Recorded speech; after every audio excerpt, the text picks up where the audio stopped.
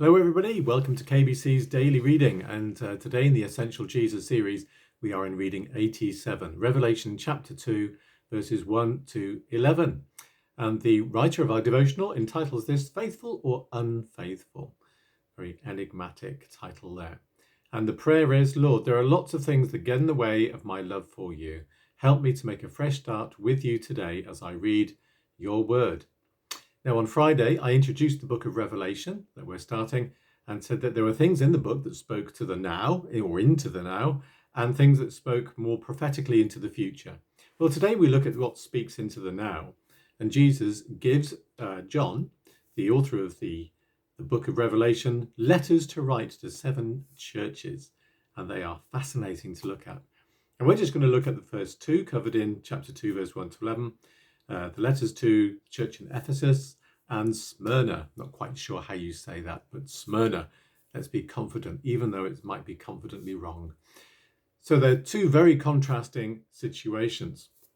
The comments on the churches follow a general pattern. This is to all the churches, really, all 7. It's what the words of the letter cover are what's going well, the WWW, what went well, and the EBI, even better if. That's the marking scheme I used to use in school when I was a teacher at Emrys. So, you put our teacher head on and we're looking at these churches and giving them an assessment, I suppose, in some ways. But what's interesting is this.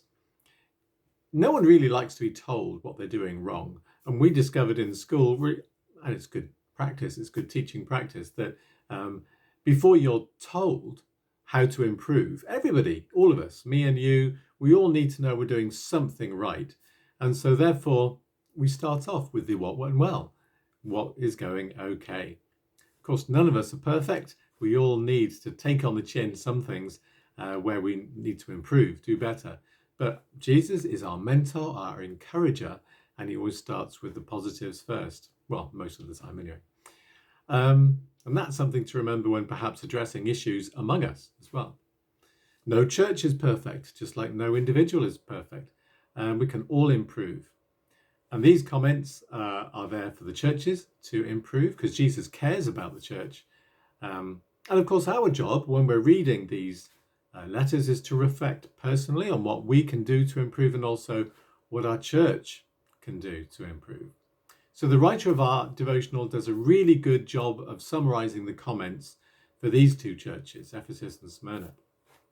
So I'm just going to dip into what he says. So the church in Ephesus, that's verses 1 to 7. The good news about this body of believers was that they were busy and productive. They were activists. He uses this word, activists. They were willing to work hard. Not only that, they were careful to avoid false teaching and even suffered for their beliefs. The bad news was that they had forsaken their first love. That's Jesus. They were a bit like those described in 1 Corinthians 13, doing all the right things, but without love.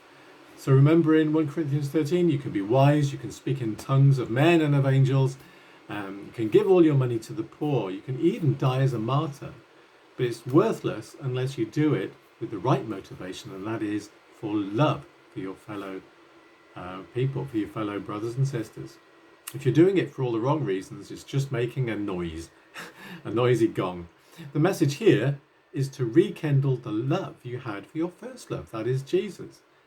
Keep doing all those things, but for the right reasons, not for ourselves, but for others and for Jesus himself. So that's the church in Ephesus. Church in Smyrna, that's 8 to 11, was one of the 2 churches out of the whole 7 that really get mostly WWW, what went well. They get a very little, if anything, of the EBIs. But to the casual observer, the church might look like a failure. They were poor, they were being criticized, their members were suffering persecution or about to, imprisonment and so on. And today, this is the writer of the devotional, encourages us to reflect on places around the world, and of course Ukraine is certainly one of those now, where the church is being persecuted. But ironically, that's when perhaps sometimes the fastest growth in terms of church spirituality happens, because people call on God. That doesn't mean that we should invite persecution, but it's not a sign of failure of the church. Sometimes we get this skewed idea that the church is being punished when that kind of thing happens. But no, the encouragement here is to keep faithful despite all that's going on around. And so we reflect on our own church at KBC.